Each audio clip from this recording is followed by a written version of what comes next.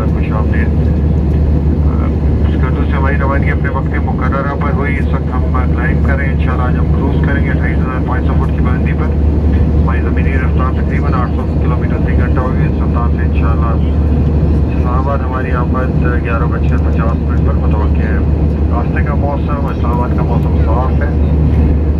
जो लोग हमारे बाएं जानिब लेफ्ट साइड पे बैठे हैं वो अब से कुछ देर के बाद नागा पर्वत देख सकेंगे। इसके बाद चलाश के शहर को अपने दाएं जानिब राइट साइड पर रखते हुए हम लोग बालूसर पास, लुलूसर लेक, नारान, कागान, मानसेरा, हैदराबाद हवेलिया के ऊपर से प्रवास करते हुए इंशाल्लाह इस्लामाबाद पहुँचेंगे। उम्मीद है कि हमारा फ़िज़ाई अमला आपका ख्याल रख रहा होगा। आपकी तवज्जो का भी एक साथ सफ़र करने का शुक्रिया। Ladies and gentlemen, Assalamualaikum and good morning. This is your captain. I welcome you on board on flight PK 452 from Skardu to Islamabad. Our departure was on schedule from Skardu. Right now we are climbing. Today we'll be cruising at 28,500 feet with a speed of 800 kilometers per hour. We'll be reaching Islamabad inshallah at 11:50 AM. Weather route is clear. Islamabad is also reporting clear skies.